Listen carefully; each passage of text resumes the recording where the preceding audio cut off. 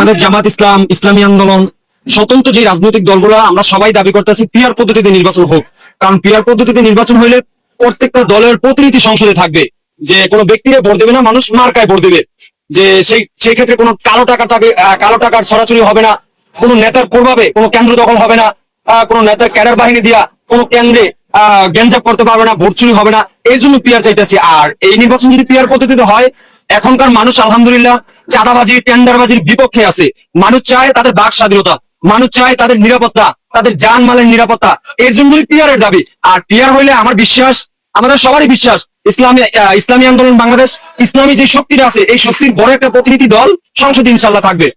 আর পিয়ারের ক্ষেত্রে যারা বাধা দিতে আছেন, পিয়ারের পক্ষে যারা নাই, পিয়ারের পক্ষে তো বাধা দিবে চোররা, পিয়ারের পক্ষে বাধা দিবে ডাকাতরা। কারণ তারা এদেশের থেকে লক্ষ কোটি টাকা বিদেশে পাচার করতে পারবে না, এদেশের মা বোনদেরকে নির্যাতন করতে পারবে না।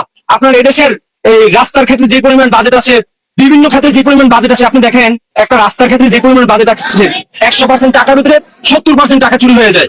আর বাকি 30% টাকা দিয়ে কাজ হয়। তো 30% টাকা দিয়ে যদি একটা রাস্তার কাজ হয়, এই রাস্তাটা কেমন হবে? আবারও 1 বছর পরে এই রাস্তা করতে হয়। তো সেই ক্ষেত্রে আমার দেশের লক্ষ লক্ষ কোটি টাকা একবারে মানে জলে বাঁচতে আছে আর কি, আমাদের দেশের লক্ষ লক্ষ কোটি টাকা। তো আমরা চাই এই দুর্নীতি বন্ধ হোক, দেশের মানুষ তাদের বাক স্বাধীনতা পাক, তারা নিরাপত্তা পাক। আমার মা বোনরা তারা যেন প্রকাশ্যে রাস্তাঘাটে চলাফেরার ক্ষেত্রে যেন উন্মুক্ত ভাবে চলতে পারে।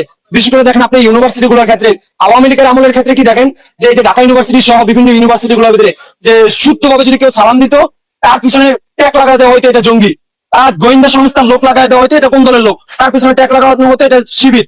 ভার্সিটি গুলোর ভিতরে যে ঢাকা ইউনিভার্সিটি সহ এই ফজরের নামাজ কেউ ওরকম ভাবে পড়তে পারতো না, মানে নজরদারি করা হইতো। আমরা এই শাসন চাই না, আমরা চাই এদেশে আমরা গলা টান করে বাঁচবো, একে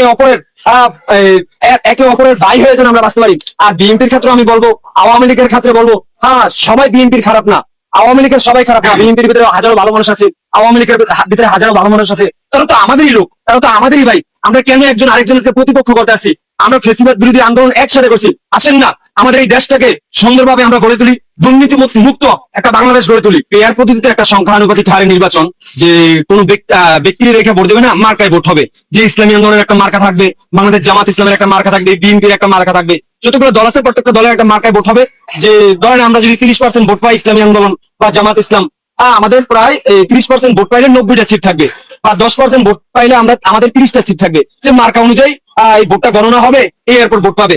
আর পিয়ার বাদে বর্তমান যে চলমান পদ্ধতি, এই পদ্ধতিতে নির্বাচন হইলে আপনার দেখেন আমি পাইছি প্রায় 2,50,000 ভোট, আর আমার প্রতিপক্ষ ক্যান্ডিডেট তিনি পাইছে 2,49,000 ভোট। তো আমি বিজয় হয়ে গেছি। আর কেবল 1,000 ভোটের জন্য বা একটা ভোটের জন্য আমি বিজয় হয়ে গেলাম, কিন্তু আমার প্রতিপক্ষ যে ক্যান্ডিডেট তার প্রায় 2,49,000 ভোট বিফলে গেছে।